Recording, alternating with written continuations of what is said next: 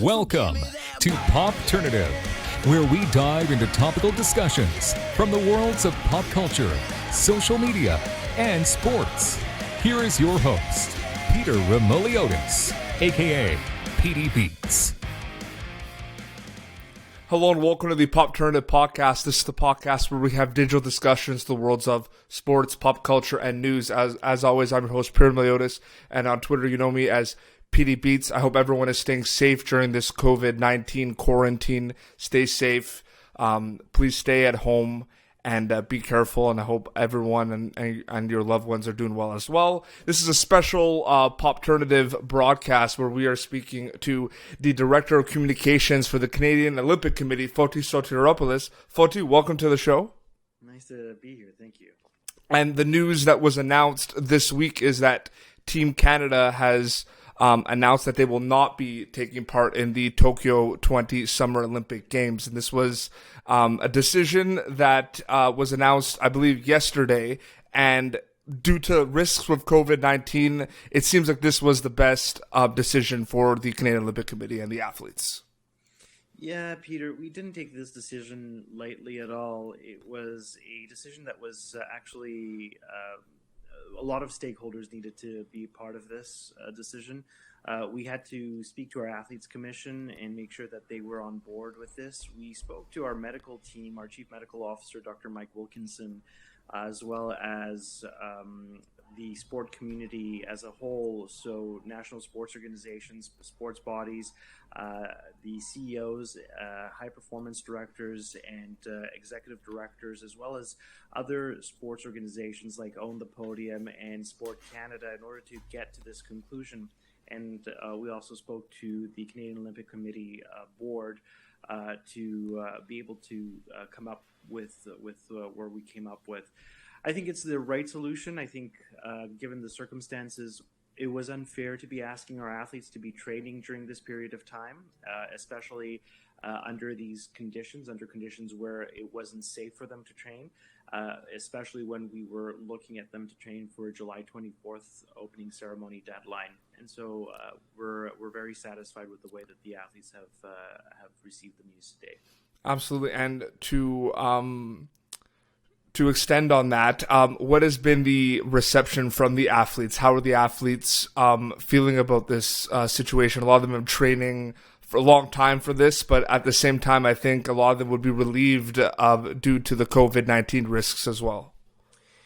Yeah, I'd say that this was probably one of the most difficult decisions I've ever had to take in my career, and thankfully I wasn't alone in taking this decision. We had a lot of people that were supportive of it, and certainly our CEO David Shoemaker did say that this was also probably the most heart-wrenching decision he's had to make in his career.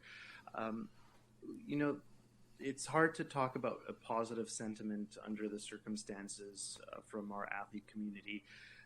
What I can say is that I'm very much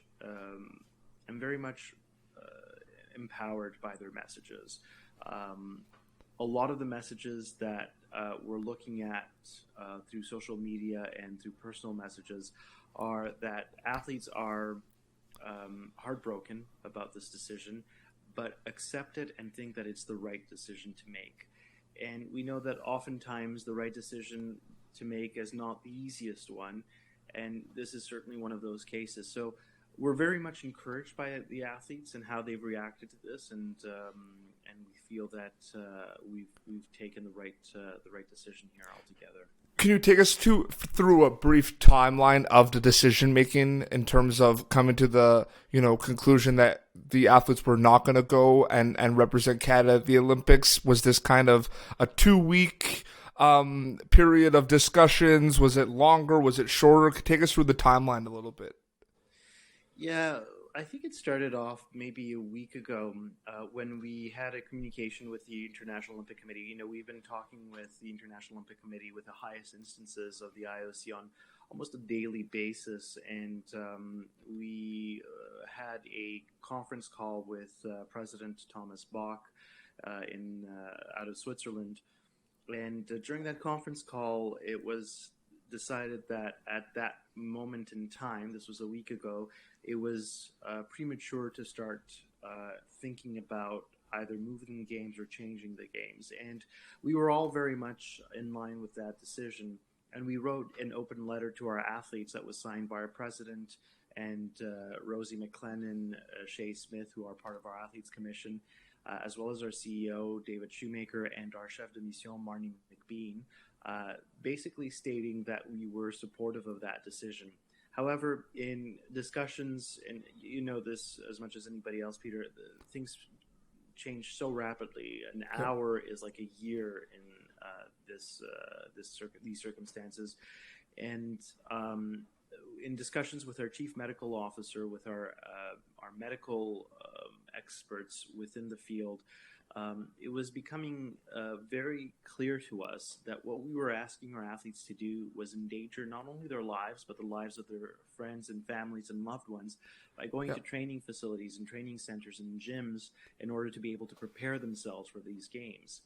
And we found that that wasn't the right way to go about it. And so in having those discussions, it came to this past weekend where it was the culminating point. And we had a very, very important discussion with a whole bunch of stakeholders, including the Athletes Commission, and came to that conclusion that we thought that the next step was literally to be the first National Olympic Committee to come out and say, no, we're not going to go to games if they are held this summer. It's important maybe to note, Peter, as well, that this is not a boycott of the Olympic Games. We want to send Team Canada to the Games in Tokyo. We just don't think it should be under these conditions. Absolutely. You know, you are the director of communications. The Canadian Olympic Committee has a lot of means and a lot of vehicles to use in terms of getting the messages out, you know, social media, email, press releases. Talk about some of the methods that the Canadian Olympic Committee has been used to keep, you know, the athletes and the Canadian Olympic Committee supporters and staff up to date with all the decisions. Yeah, we've been using a lot of different means to communicate with a whole bunch of different stakeholders, and quite frankly, to this afternoon, my computer just literally shut down, I think, from an overload of information and things beeping at me. I think it had enough. So internally, this is kind of inside baseball, so you'll have to tell me if this is boring or not. But internally, one of the systems that we use is Slack in order to communicate with internal stakeholders, and we use that just because you can create a whole bunch of different channels, and there's a whole bunch of groups working simultaneously on a whole bunch of things. And it's a great alternative to email because of how instant the response rate is, and email is thought of as a much more thoughtful, long process. Externally, we use a whole bunch of products, including Zoom and Skype for Business. That's the main tool that we used in order to create all these meetings. And truthfully, the meeting with the sports leaders across the country, there were 120 people on video conference during that call. Wow. So it's certainly amazing to look at. And as you sort of scroll through all of these little boxes of people talking and looking at them, it's kind of but we're in a horrible, bleak, dark situation with COVID-19. Yes. We are discovering some amazing tools for technology. And I think more to your point, how we're outwardly talking about this, our marketing team had to come in really quickly and pivot, right? Because they were planning on a brand campaign and brand messaging around the Tokyo 2020 Games. And within, I would even say, not even a 24-hour period, even shorter than 24 hours, they came up with this entirely different brand campaign, which is postpone today, conquer tomorrow. You might have seen some of those pictures, those images appear on social media channels across the internet, and so that came up almost within that. Like very quickly to create that campaign, Yeah, we had to brainstorm. We had to think about a long-term campaign, something that we could use long-term as well. and that was really something that our brand team came up with really quickly with a tagline that behind this little red leaf lies the belief that, and I'm going to paraphrase here because I don't remember the exact wording, but that what we're asked to do as Canadians is make tough decisions, and this is one of them, and we should be proud of this decision. For sure. One last quick question, because I know you're very busy. And news has kind of trickled in a little bit today that the IOC is looking to postpone the Tokyo 2020 Olympics. What is the next step specifically for Team Canada, the Canadian Olympic Committee, moving ahead to whenever these games are going to be held? Yeah, so what ended up happening is that Richard Pound, IOC doyen and Canadian Olympic Committee board member, he's the longest-serving Canadian Olympic board member and longest-serving IOC member in its history.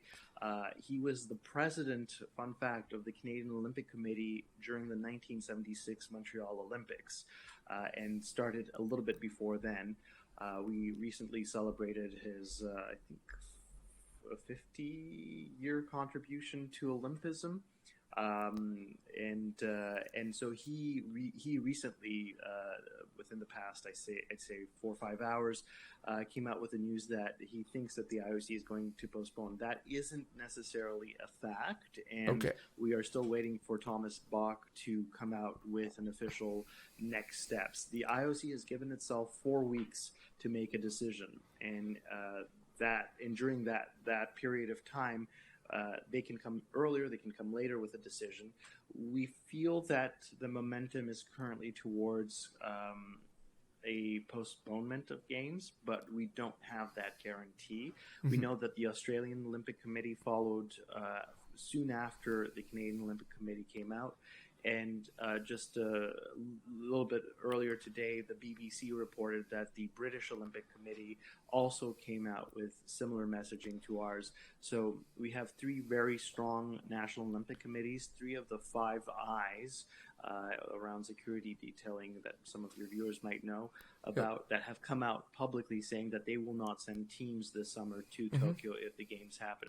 Next steps, really, this is unprecedented territory. We don't have a manual or a book that tells us, well, this is what you do after you've told the entire planet that you're not sending Team Canada to the games.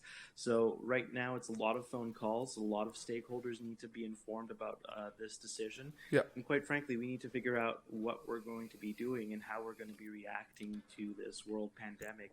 But first and foremost, what we've really discovered, Peter, is that this is bigger than sports. This is a situation that transcends sports. It's bigger than sports, and it's something that we need to take very seriously. We can't just pretend that everything is fine and continue playing our sports.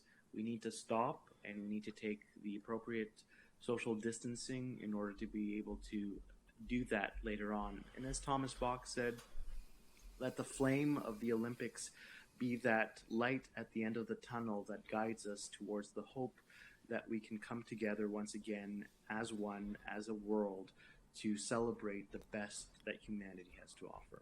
Absolutely. That is well put. You heard it from the Director of Communications of the Canadian Olympic Committee. It's very important to self-quarantine and to stay in, ladies and gentlemen, with these times of COVID-19. Photi, thank you so much for taking the time to update us and give us some very valuable information about what is going on with Tokyo 2020 and the Canadian Olympic Committee. I really appreciate it. I will always have time for you, Peter. Absolutely. Well, this has been a special edition of Popternative News in regards to COVID-19. Be sure to subscribe to our channels and follow us on Facebook, Twitter, all of that stuff, Instagram as well. And you could follow Photi at Photi, right? That it's pretty simple. It's pretty simple. And they can also follow the Canadian Olympic Committee at Team Canada on multiple channels, correct? Oh, there's that one as well, yeah. Absolutely. Well, until next time, this is Photi and Peter Beat signing off. Stay safe, everyone, and thank you for tuning into this broadcast. Thank you for tuning in to Popternative. Make sure to check out our past episodes of Popternative on YouTube. Be sure to like Popternative on Facebook and follow us on Twitter. This has been an Autograph Communications production.